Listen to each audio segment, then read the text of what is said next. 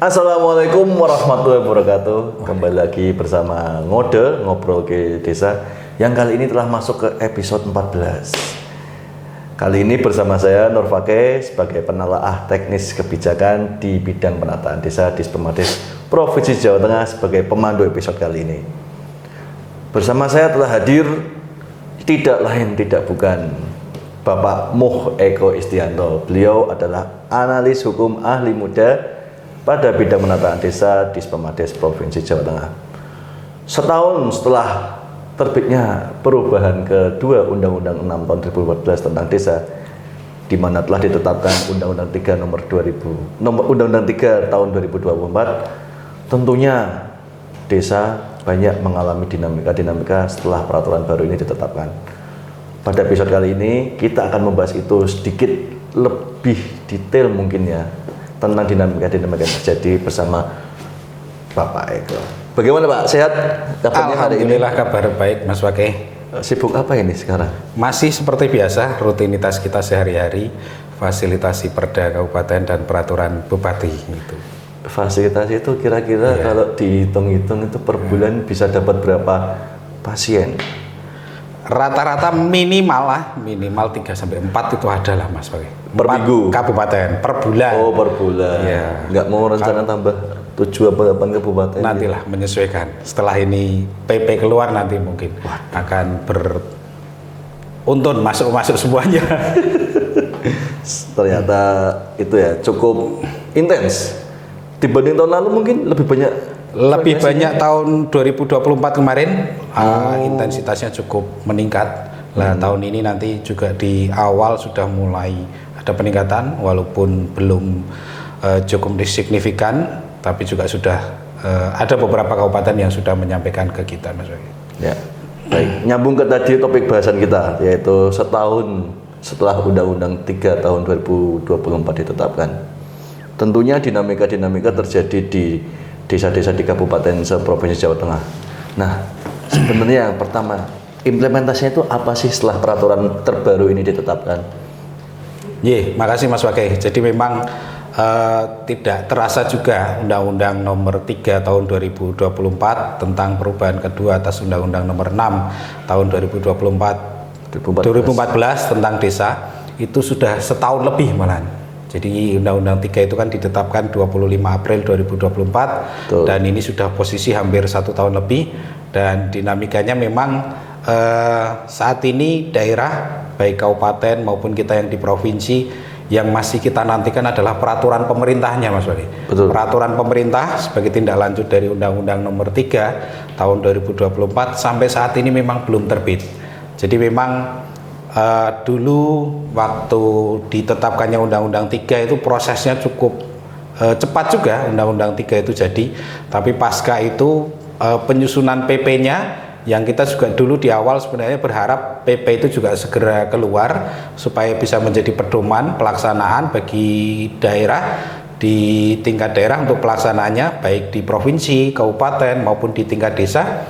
Namun demikian sampai saat ini sudah hampir 1 tahun lebih itu belum terbit juga PP-nya. Artinya peraturan pemerintah tindak lanjut dari Undang-Undang 3 itu sampai saat ini belum juga ditetapkan, dan kita juga sudah melakukan komunikasi dengan pemerintah pusat dalam hal ini melalui Ditjen Pembinaan Pemerintahan Desa Kementerian Dalam Negeri, namun juga belum mendapatkan informasi kepastiannya kira-kira kapan itu belum ada. Jadi memang daerah ya masih harus menunggu dan bersabar sampai peraturan pemerintahnya ditetapkan gitu, Mas. Terkait peraturan pelaksanaannya ya.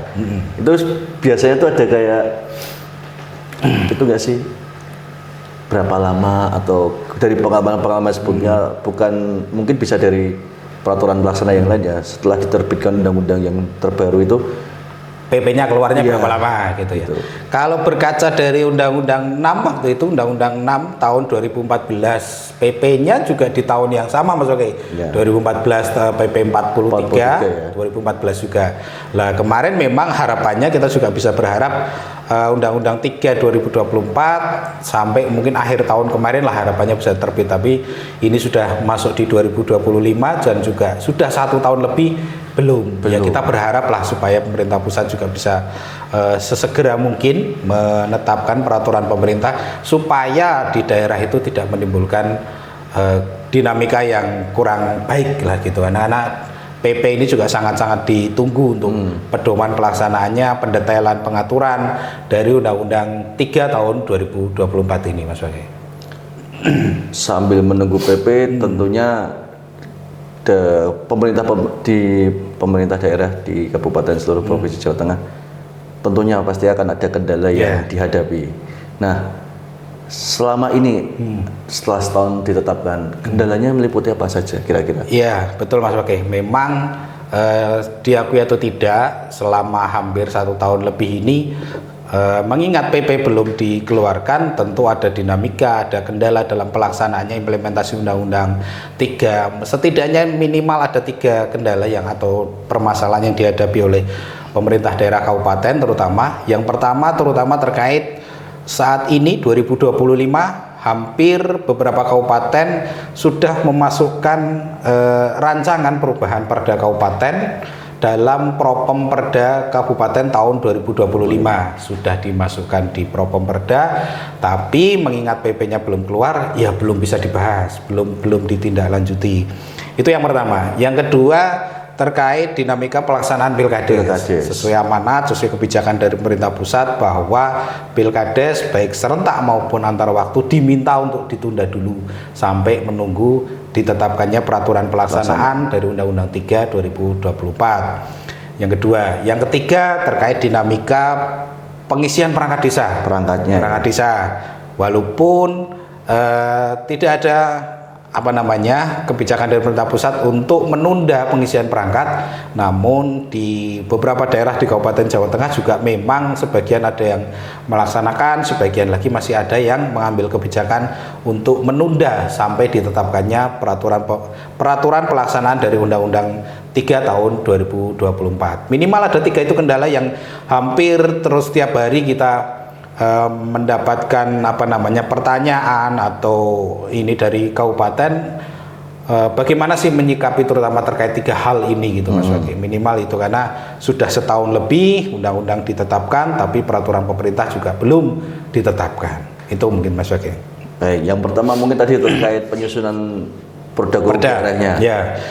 Ya, yang pertama terkait sudah dimasukkannya rencana penyusunan rancangan perubahan Perda Kabupaten, karena dengan Undang-Undang 3 ditetapkan minimal itu ada beberapa perda yang harus disesuaikan. Yang pertama terkait kepala desa, terkait BPD dan juga terkait perangkat desa. Itu beberapa kabupaten sudah memasukkan dalam Propem Perda tahun 2025 dan ini sudah hampir mendekati pertengahan tahun. Di beberapa kabupaten yang sudah mulai masuk dalam tahapannya sebenarnya sudah ada pertanyaan dari dewannya atau dari bagian hukumnya kapan ini perda akan mulai dibahas. Tapi dari teman-teman di Dispermades Kabupaten ya belum bisa memulai karena juga dari Undang-Undang 3 sebenarnya ada amanat bahwa perda itu disusun dengan berpedoman pada peraturan pemerintah. Itu menjadi dilema. Apakah akan disusun sekarang PP-nya belum keluar,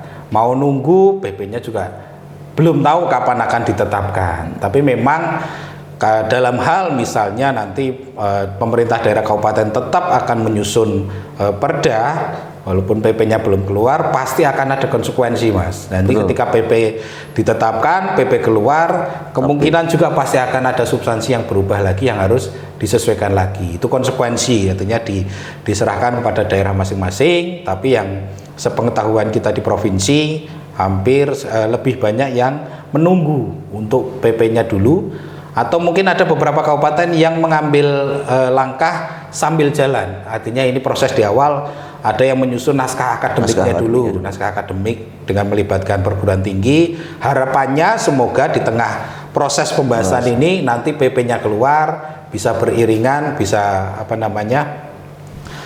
dilakukan penyesuaian sesuai dengan PP yang baru nanti harapannya.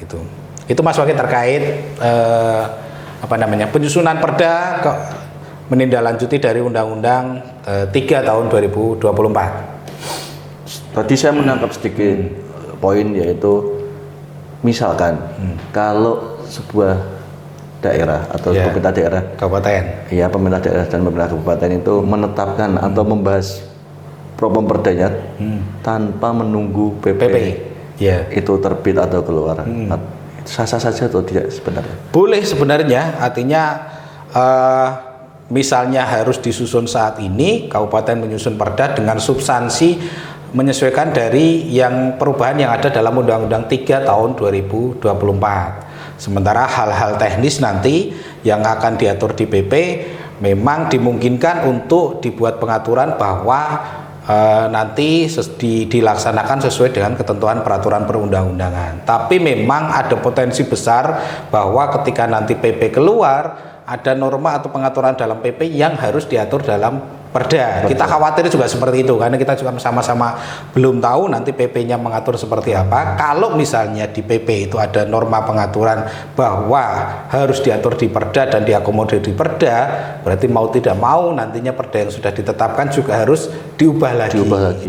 Itu bentuk konsekuensi lagi kalau memang akan disusun saat ini sebelum adanya PP itu ditetapkan, gitu Mas Wage. Berarti kayak istilahnya kerja dua kali bisa jadi, harus siap mengubah lagi dan siap biaya juga, karena pembahasan pasti melibatkan dengan DPRD kabupaten, tentu membutuhkan pembiayaan juga lah, itu yang perlu dipertimbangkan juga gitu. Tapi untuk sebagian besar daerah di Provinsi Jawa Tengah memilih untuk menunggu. Sebagian ada yang menunggu sambil untuk kepastian, kejelasan nanti apa sih yang harus diatur dalam peraturan daerah kabupaten, daripada nanti dua kali melakukan pembahasan, mengubah lagi gitu Pak. Nah, lalu sedikit gambaran ya ini teman-teman, ternyata itu tadi disinggung juga kendala yang dihadapi adalah pelaksanaan Pilkades. Nah, Pilkades itu di Provinsi Jawa Tengah menurut saya itu sebuah event yang bergengsi, bahkan melebihi gengsi dari pilkada atau pilgub menurut saya, bahkan lebih pilpres. Jadi di situ benar-benar kita bisa melihat kultur masyarakat setempat ketika ada pilkades, lalu benar-benar baik sosialisasi dinamika yang terjadi, baik itu secara politis atau secara sosial, di situ benar-benar sangat menarik dibahas. Nah, kendala yang terjadi saat di pilkades tadi, ada berapa desa sih sebenarnya? Mungkin dalam waktu 2026 atau 2027, apakah cukup banyak yang akan melaksanakan Pilkades? Iya, terkait Pilkades, jadi kebijakan pemerintah pusat sampai dengan saat ini kita masih mempedomani dengan surat Menteri Dalam Negeri tanggal 5 Juni tahun 2024, yang surat itu juga sudah kita tindak lanjuti dengan surat Gubernur Jawa Tengah tanggal 26 Juni tahun 2024, yang pada intinya pemerintah kabupaten diminta untuk melakukan penundaan pemilihan kepala desa, baik itu pilkades serentak Mas Wage atau pilkades antar waktu, sampai peraturan pelaksanaan Undang-Undang 3 tahun 2024 diterbitkan. Dan itu walaupun surat 2024 masih kita pedomani, dan ini kemarin yang terbaru ya dari Kabupaten Pati itu juga bersurat langsung ke Dijen Bina Pemerintahan Desa mempertanyakan apakah kita masih mempedomani surat 5 Juni atau tidak. Dan dari Dijen Pembina Pemerintahan Desa sudah memberikan respon tanggapan ditujukan kepada gubernur, yang pada intinya kita masih mempedomani surat 5 Juni dan diminta untuk melakukan penundaan. Dan kemarin karena jawaban dari pusat itu menanggapi untuk Kabupaten Pati, tapi karena secara substansi itu juga bisa kita sampaikan juga ke kabupaten lain, jadi kemarin surat gubernur kepada Bupati Pati kita tembuskan ke semua kabupaten se-Jawa Tengah, dan intinya menyampaikan kemarin surat gubernurnya tanggal 26 Maret 2025, surat gubernurnya 26 Maret yang surat Menteri Dalam Negeri Mas Wage. Jawabannya ya. Ya, terus surat gubernurnya kita tindak lanjuti dengan tanggal 29 April kemarin kepada Bupati Pati, dan kita tembuskan kepada Bupati se-Jawa Tengah. Intinya sampai saat ini untuk pilkades baik serentak maupun antar waktu kita diminta untuk dilakukan penundaan, dan sampai saat ini di 29 kabupaten seluruh Jawa Tengah. Kita sudah menginventarisir Mas Wage, baik yang berpotensi PAW. PAW itu ada sekitar 255 desa. Ini tersebar di 28 kabupaten. Kecuali satu kabupaten memang ada yang tidak melaksanakan PAW, karena kebetulan kita juga kemarin diminta dari pemerintah pusat, dalam hal ini Ditjen Pembinaan Pemerintahan Desa, untuk menginventarisir potensi pelaksanaan PAW. Itu ada 255 desa dan 16 desa di 3 kabupaten, yaitu Kabupaten Banyumas, Boyolali, dan Rembang. Ini yang ada berpotensi untuk pilkada serentak, karena waktu itu 16 desa ini ada penundaan pilkades waktu itu. Jadi saat itu tidak belum dilaksanakan pilkades. Ini nanti kalau memang sudah diperkenankan, 16 desa bisa melaksanakan pilkades serentak. Dan dari 255 desa ini jumlahnya, ini data kita per 7 Maret 2025 kemarin. Karena kemarin kita diminta dari pusat, kita inventarisir, itu data per 7 Maret. Dari Maret sampai saat ini dinamikanya juga cukup banyak juga. Jadi ada yang bertambah, ada yang berkurang. Bertambah karena ada beberapa desa yang ada yang meninggal dunia, Pak Kepala Desanya, ada yang diberhentikan. Itu juga bertambah. Tapi juga ada yang potensi berkurang, karena semakin lama ini PAW ditunda, sisa masa jabatannya ada yang sudah berkurang jadi 1 tahun Mas Wali. Jadi seperti kasus kemarin di Tegal, kita dapat informasi ada kepala desa yang desanya kosong, itu berakhir masa jabatannya itu harusnya Maret 2024. Itu dengan jabatan 6 tahun. Kalau ditambah 2 tahun berarti Maret 2026. Ini posisi sudah bulan Mei Juni, jadi sudah kurang dari 1 tahun, kemungkinan tidak bisa melaksanakan PAW. Jadi data tadi yang 255 memang cukup dinamis, bisa bertambah dan berkurang sesuai dengan kondisi di masing-masing daerah kabupaten. Itu mungkin Mas. Mungkin bisa dijelaskan sedikit bedanya antara, mungkin tidak perbedaannya. Sebenarnya PAW itu pengertiannya apa dan dilaksanakan ketika kondisi seperti apa? PAW itu dilaksanakan sesuai ketentuan Undang-Undang 6, itu juga sudah diatur Undang-Undang 6 2014, dilaksanakan dalam hal ada kekosongan kepala desa yang berhenti di tengah jalan.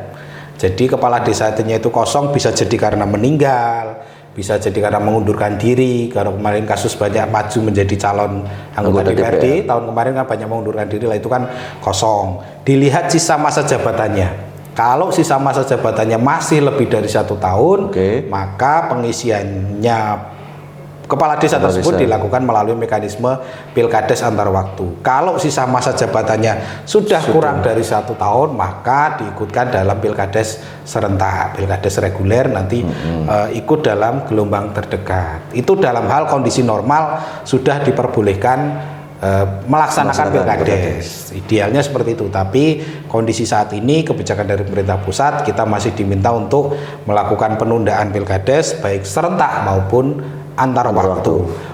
Ya, walaupun memang pemerintah kabupaten di Jawa Tengah 29 kabupaten kita sudah melakukan komunikasi juga, alhamdulillah masih komitmen kita bareng-bareng di seluruh kabupaten di Jawa Tengah untuk melakukan penundaan. Walaupun memang banyak desaan Mas, desakan dari masyarakat, dari elemen-elemen yang lain yang pengen untuk bisa diperbolehkan melaksanakan PAW. Termasuk terakhir kemarin kita juga mendapatkan surat Dispermades Provinsi, kita dapat surat dari Paguyuban Masyarakat Desa di salah satu kabupaten yang pengen untuk diperbolehkan PAW. Kita sudah respon secara resmi juga bahwa kita sampaikan kebijakan pemerintah pusat baik pilkades serentak maupun antar waktu untuk ditunda dulu gitu. Kalau ditunda berarti kan terjadi kekosongan. Iya, kekosongan. Pemerintah daerah menanggapi kekosongan jabatan di Kades itu bagaimana cara mengantisipasi atau cara mengatasi permasalahan ini? Iya.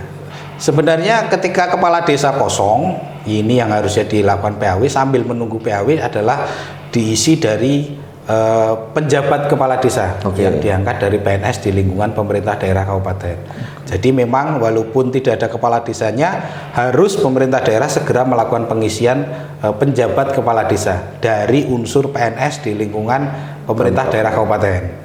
PNS-nya harus dari kabupaten Mas Waki, kalau dari provinsi tidak bisa.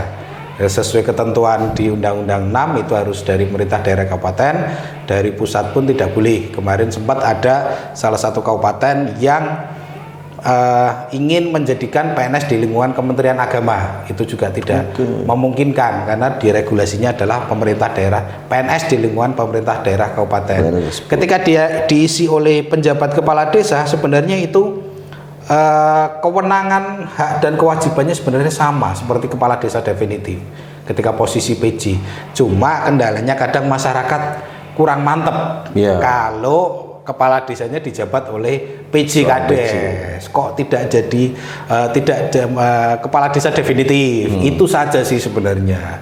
Tapi sebenarnya secara regulasi posisinya sama PJ Kades itu, Mas Wage. Dan cukup banyak ternyata ya, 255 desa. Ya, yang harusnya PAW. Masih itu juga terjadi kekosongan jabatan. Masih dinamis, masih bisa bertambah. Tapi beberapa daerah sudah memilih penjabat untuk mengisi kekosongan tersebut ya. Posisi seluruh desa yang harusnya PAW dan kosong sudah ada PJ Kadesnya, Mas Wage. Ada diisi oleh PJ kepala desa dari PNS di lingkungan pemerintah daerah kabupaten gitu. Berarti tetap jalan lah pemerintahan. Tetap jalan, penyelenggaraan dan pemerintahan bisa dikatakan tetap jalan. Bonus ya? Iya, bonus. Bonusnya gimana ini? Ya PNS. Oh, tidak nyalon tapi jadi bisa dapat fasilitas. Ya. Privilege, dapat privilege yang sama. Jadi, ya. Oke, setelah Pilkades tadi sedikit banyak dijelaskan tadi soal ternyata cukup banyak juga antara yang PAW dan serentak. Tentunya yang tidak kalah bergengsinya, ternyata selain kepala desa, perangkat desa itu juga menjadi sebuah fenomena yang menarik perhatian, alias ternyata tuh cukup bergengsi, sudah banyak peminat ternyata untuk menjadi seorang perangkat desa. Nah, masih menunggu kapan diterbitkannya PP, ternyata juga cukup banyak perangkat desa yang kosong. Perangkat desa ya banyak, Mas, yang kosong. Kita dapat informasi dari beberapa kabupaten sebenarnya juga banyak. Dan menyikapi ini terkait pengisian perangkat desa sebenarnya dari pemerintah pusat seperti yang sudah kita sampaikan pada waktu yang lalu, itu sudah ada surat Menteri Dalam Negeri tanggal 16 Juli 2024 itu merespon bagaimana tahapan pelaksanaan pengisian perangkat desa sesuai dengan ketentuan undang-undang yang baru, Undang-Undang 3. Sebenarnya dari pemerintah pusat tidak ada larangan.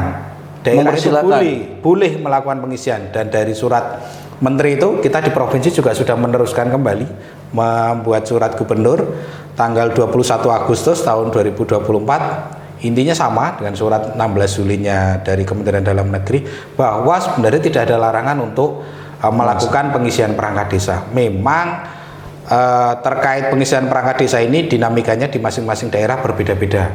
Karena situasi, kondisi tentu dihadapi oleh pemerintah daerah kabupaten masing-masing berbeda-beda, Mas. Jadi memang ada beberapa kabupaten yang tetap lanjut ini melaksanakan pengisian perangkat desa seperti di Kabupaten Temanggung, Kabupaten Cilacap, itu juga tetap jalan pengisian perangkat desa. Karena memang ada kebutuhan, kok perangkatnya kurang, kosong, untuk memastikan jalannya pemerintahan desa ya dilakukan pengisian perangkat desa. Itu. Tapi memang ada beberapa kabupaten yang mengambil kebijakan untuk menunda dulu ini pengisian perangkat desa sampai nanti terbitnya peraturan pelaksanaan dari Undang-Undang 3 2024.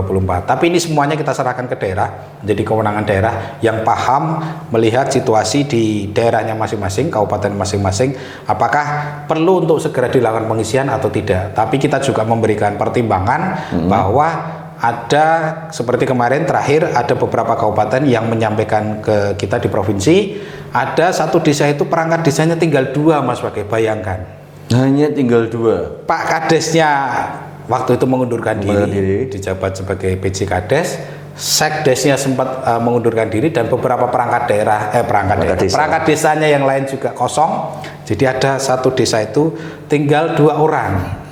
Bayangkan 2 orang harus mengelola pemerintahan desa dengan anggaran yang sebegitu besarnya, pertanggungjawaban keuangan, pelayanan ke masyarakat ditumpukan hanya kepada 2 orang perangkat, gitu kan.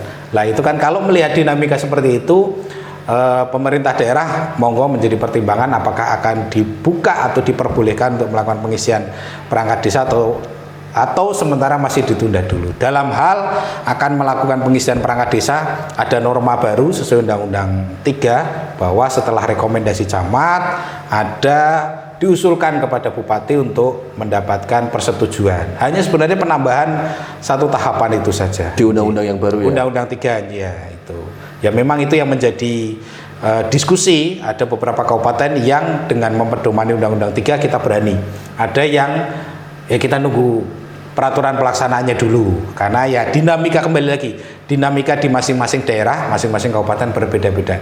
Kita juga harus memahami itu, pemerintah daerah kabupaten lebih memahami ini lebih nyaman atau lebih kondusif dilakukan atau tidak gitu kan. Itu kita serahkan kepada daerah kabupaten masing-masing gitu Mas.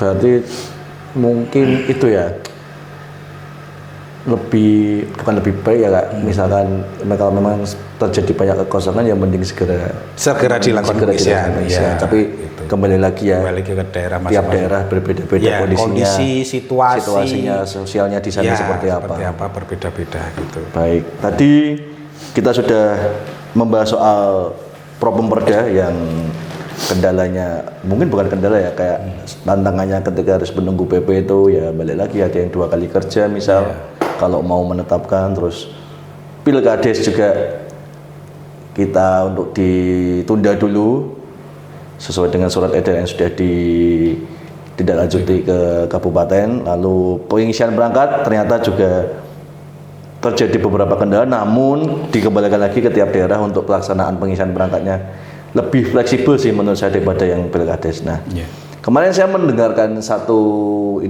artikel berita bahwa Bapak Wamendagri, Bapak Bima Arya itu menginginkan untuk pelaksanaan e-voting dalam pelaksanaan Pilkades besok. Nah, di Jawa Tengah apakah sudah ada yang melaksanakan e-voting? Sebelum kendala-kendala ini terjadi lah. Ya, memang beberapa waktu yang lalu Mas Wage cukup ramai juga di pemberitaan. Wakil Menteri Dalam Negeri Pak Bima Arya itu sempat menyampaikan di media bahwa Kementerian Dalam Negeri dalam hal ini akan menerapkan e-voting dalam pelaksanaan Pilkades di Indonesia inilah, gitu. Karena Kementerian Kebijakan secara nasional.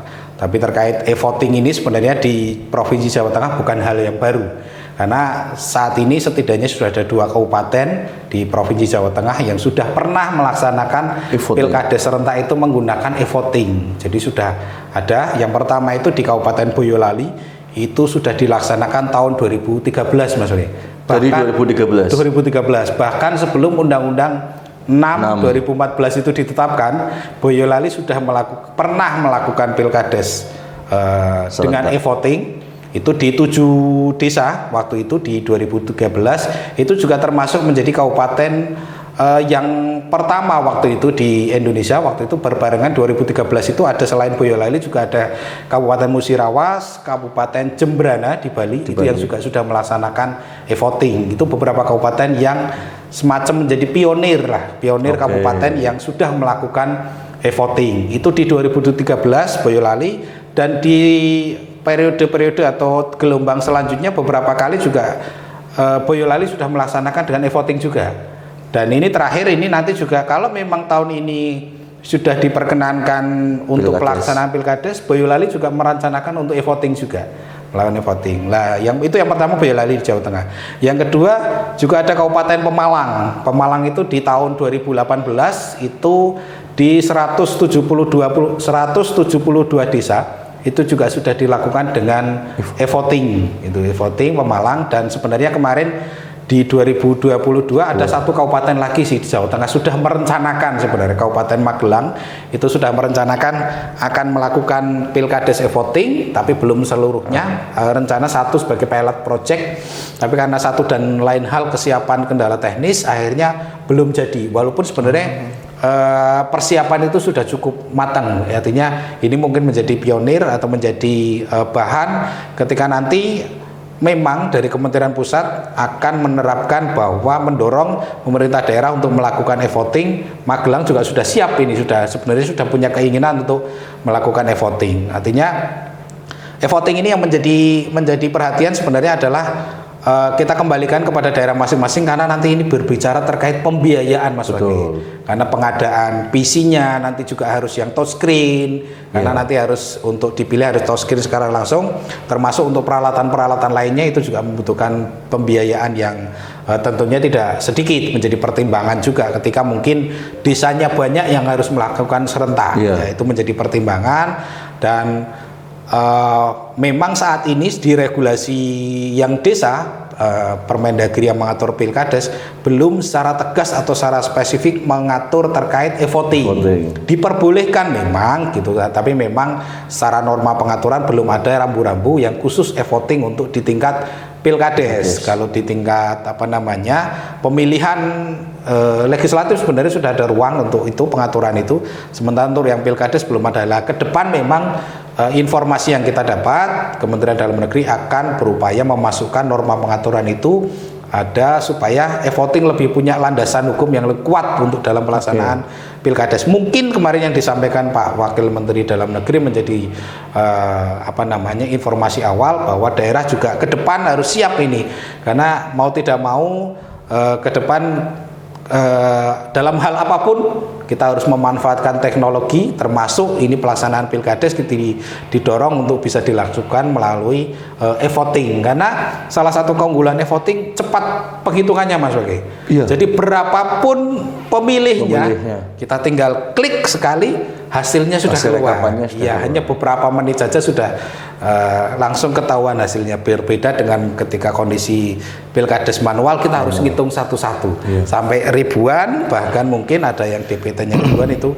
cukup memakan waktu yang lama. Kalau e-voting memang salah satu sisi positifnya cepat mengetahui hasilnya, tapi mungkin di satu sisi positif juga ada hal-hal yang lain yang harus perlu dipertimbangkan, termasuk dari sisi kesiapan dana, kesiapan personil dan segala macam. Itu yang memang masih perlu dipertimbangkan untuk melakukan Pilkades e-voting. Secara e-voting. Memang kemarin pengalaman kami kebetulan pas waktu itu di Kabupaten Boyolali itu memang teknisnya memang sangat cepat. Kadang kan kalau di beberapa kabupaten yang masih konvensional dan manual itu dari siang sampai tengah malam harus selesai. Ada betul. Tapi kalau ketika kemarin kebetulan ada Pilkades di Boyolali dan sudah e-voting, setelah jam pemilihan selesai ditutup, nah kita tinggal langsung klik rekapan, ternyata semua keluar. Dan waktu itu mah bakal di satu hall besar di Boyolali waktu itu ada beberapa bilik waktu itu. Dan itu cuma tinggal satu kali tekan tombol rekap dan hasilnya sudah langsung keluar. Ada mungkin memang ada kayak kelebihan dari efisiensi waktu dan tenaga, cuman ya memang di sisi lain juga mungkin membutuhkan banyak pembiayaan yang ya agak sedikit sih, memang cukup besar, tapi ya mungkin itu bisa jadi terobosan baru mungkin ketika Mendagri akan mengusulkan dan mendorong untuk dijadikan pelaksanaan Pilkades secara e-voting. Oke, lalu tadi setelah Pilkades sudah, Perda dan Perbu pelaksanaannya juga kita masih menunggu, dan pengisian perangkat kita diperbolehkan, tapi kembali lagi sesuai dengan kondisi di daerah masing-masing. Nah, sekarang ada kendala lain mungkin soal penyusunan perbu-perbu di kabupaten yang mengatur soal desa. Ya, jadi memang posisi saat ini kita masih menunggu peraturan pelaksanaan dari Undang-Undang 3. Tapi di sisi yang lain itu kan peraturan pemerintah menjadi kewajiban atau tanggung jawabnya pemerintah yang menyusun. Tapi di sisi yang lain Mas Wage, Undang-Undang 6 2014 itu posisi sekarang 2015 berarti sudah 11 tahun. 11 tahun ya, betul, sudah 11 tahun. Itu sebenarnya masih ada beberapa amanat atau ketentuan lebih lanjut yang harus diatur oleh daerah. Dalam hal ini pemerintah daerah kabupaten gitu kan. Ada beberapa hal yang harus ditetapkan oleh pemerintah daerah. Sampai saat ini masih juga ada beberapa kabupaten yang belum menyusun juga Mas Wage. Ini sudah 11 tahun ini ya. Salah satunya itu adalah peraturan bupati yang mengatur terkait mekanisme penyusunan peraturan di desa yang Perbup ini akan dijadikan pedoman oleh pemerintah desa bagaimana menyusun peraturan desa, keputusan kepala desa, keputusan bersama kepala desa dan lain sebagainya. Itu di catatan kita di provinsi waktu itu masih ada sekitar 10 kabupaten dari 29 kabupaten, masih ada 10 kabupaten yang belum menetapkan peraturan bupati tentang tata cara penyusunan peraturan desa. Kita hampir 50% ya? Ya hampir sudah 10%. Akhirnya kita kemarin sudah bersurat, kita surati khusus kepada 10 kabupaten tersebut. Dan setelah kita 10 kabupaten kita surati, ternyata ada respon balik karena kita bersurat berdasarkan data yang ada di provinsi. Bahwa 10 kabupaten ini belum memiliki Perbup. Dan setelah 10 kabupaten ini kita surati, ternyata 2 kabupaten sudah memiliki Perda dan Perbup. Hanya tidak terrekod dan tidak tersampaikan ke kita yang di provinsi. Jadi dari 10 itu 2 sudah clear ini, sudah selesai. Ada manfaatnya juga kita bersurat, jadi mereka baru tahu, mereka sendiri juga ada yang baru tahu ternyata sudah punya regulasi itu.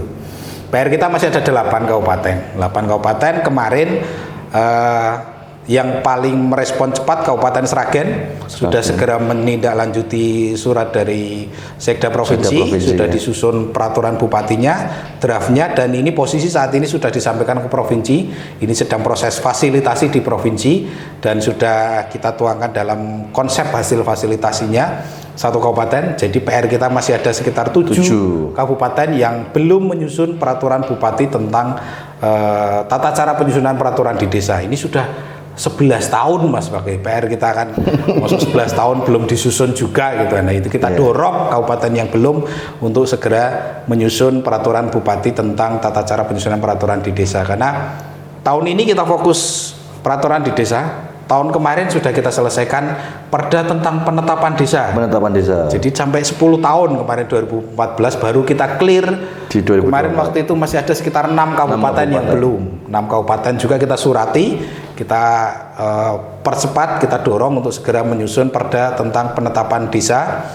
Tindak lanjut dari Undang-Undang 6. Setelah 10 tahun akhirnya kita sudah selesai Perda penetapan desa. Lah ini tahun ini kita fokus, harapannya semoga tahun ini seluruh Kabupaten Jawa Tengah sudah memiliki Perbup tentang tata cara penyusunan peraturan desa. Kalau memang ini sudah clear, kita inventarisir yang lain lagi. Substansi barangkali masih ada yang belum ditetapkan, kita akan dorong kabupaten yang belum untuk segera menyusun Perbup atau Perda tindak lanjut dari Undang-Undang 6 2014. Sudah 11 tahun kita harus sisir, ternyata daerah juga ada beberapa yang belum menindaklanjutinya Mas Wage. Berarti kemungkinan masih ada? Kemungkinan masih ada. Selain masih ada. Tadi kan penetapan desa kita udah clear nih. Terus sekarang tata cara penyusunan peraturan. Mungkin masih ada substansi yang lain, nanti kita akan inventarisir lagi. Kita berupaya untuk fokus satu persatu. Nanti kalau kita sekaligus bareng kabupaten juga dengan keterbatasan dinamikanya, kita juga memahami satu-satulah kita dorong untuk kita selesaikan per substansi itu. Masih banyak PR ternyata. Iya. Masih banyak PR-nya. Masih banyak PR. Jadi kalau di bidang penataan desa itu mungkin bisa kami sedikit jelaskan, itu ada kegiatan monitoring. Monitoring produk hukum daerah yang mengatur tentang desa. Jadi di situ nanti itu selain produk hukum, kita juga bisa mengetahui permasalahan apa sih yang sedang terjadi di kabupaten. Ya mungkin tadi kayak yang banyak yang soal pilkades yang masih menunggu-nunggu kapan dilaksanakan, terus pengisian perangkat yang mereka masih ragu, tapi kembali lagi kita memberikan penguatan untuk dikembalikan ke pemerintah daerah kabupaten masing-masing sesuai dengan kondisi di lingkungannya. Nah, terkait dengan tugas bidang penataan desa yang salah satunya adalah fasilitasi regulasi, mungkin Pak Eko akan ada yang ingin disampaikan? Ya, terakhir mungkin Mas Fakih, ini yang terkait fasilitasi Perda Kabupaten dan Peraturan Bupati yang mengatur terkait desa. Pada tahun kemarin 2024 kita banyak mengucapkan terima kasih kepada teman-teman di 29 kabupaten. Akhirnya kemarin di tahun 2024 seluruh kabupaten Mas Oke, 29 kabupaten menyampaikan permohonan fasilitasi baik perda kabupaten maupun peraturan bupati yang mengatur terkait desa. Baru tahun kemarin seluruh kabupaten menyampaikan fasilitasi. Setelah sebelumnya itu baik di 2023, 2022, 2021 dan mungkin tahun-tahun ke belakang hanya beberapa kabupaten yang menyampaikan. Di tahun 2023 itu hanya 25 kabupaten, 2022 juga 25 kabupaten, jadi ada 4 kabupaten yang tidak sama sekali dalam 1 tahun tidak menyampaikan permohonan fasilitasi. Di 2021 dan 2020 lebih sedikit lagi jumlahnya, lebih sedikit lagi. Dan alhamdulillah kemarin 2024 29 kabupaten merespon dalam proses penyusunan perda kabupaten maupun peraturan bupati dilakukan sesuai ketentuan bahwa sebelum ditetapkan itu harus disampaikan kepada gubernur, dalam hal ini CQ-nya kepala Dispermades khusus untuk perda atau perbub yang mengatur desa untuk dilakukan fasilitasi. Dan kemarin yang terbaru kita sudah sampaikan lagi surat Gubernur Jawa Tengah tanggal 30 Desember 2024 menegaskan kembali termasuk mereview, karena kemarin 2024 yang banyak atau yang tren masuk itu juga perbu batas desa Mas Bagay. Nah, batas desa ini kan sekarang lagi didorong oleh pemerintah pusat untuk ditetapkan dalam bentuk perbu. Lah kemarin kita sudah tegaskan lagi di surat fasilitasinya apa-apa dokumen yang harus dilengkapi ketika akan menyampaikan permohonan fasilitasi untuk khusus perbu batas desa, termasuk ada file SHP batas desanya, ada berita acara verifikasi teknis dari BIG, dan juga soft file raperbubnya yang lebih terutama untuk peta-petanya yang bisa kita lihat secara detail supaya kita bisa mencermati peraturan bupatinya. Dan ke depan termasuk untuk tahun 2025 ini dari awal tahun sampai saat ini juga sudah cukup banyak beberapa kabupaten yang menyampaikan fasilitasi, terutama untuk beberapa substansi mungkin tidak terkait dengan Undang-Undang 3 yang perubahan, terutama kepala desa, perangkat, BPD itu sebagian besar memang masih menunggu, tapi juga ada perbu-perbu yang lain seperti tadi batas desa itu juga cukup banyak, disiplin kepala desa juga ada yang menyampaikan, dan juga beberapa substansi yang lain. Dan ini nanti kemungkinan setelah peraturan pemerintah diterbitkan akan banyak kabupaten yang menyampaikan permohonan fasilitasi. Harapan kami seluruh perda kabupaten maupun peraturan bupati yang mengatur terkait desa sebelum ditetapkan bisa disampaikan kepada gubernur untuk dilakukan fasilitasi sesuai ketentuan peraturan perundang-undangan. Kita juga banyak mengucapkan terima kasih kepada teman-teman di kabupaten atas respon positifnya komunikasi kita. Jadi ketika ada apa-apa kita juga bisa memberikan respon, memberikan tanggapan, karena kita sudah tahu regulasinya di masing-masing kabupaten. Itu mungkin Mas Ogi. Dan kita sebisa mungkin juga menerbitkan hasil rekomnya juga secepat mungkin ya, kita upayakan agar bisa di pedomani kabupaten untuk membentuk menyusun dan menetapkan. Iya, gitu mungkin. Oke, mungkin bisa kami simpulkan untuk episode ngode kali ini di episode 14 tentang dinamika setelah terbitnya Undang-Undang 3 tahun 2024, karena kita sambil menunggu peraturan pelaksana peraturan pelaksana dari Undang-Undang 3 tahun 2024. Jadi yang pertama mungkin sambil menunggu peraturan pelaksana itu terbit, mungkin bagi daerah bisa untuk sambil istilahnya nyicil nyicil dalam penyusunan raperda atau raperbubnya.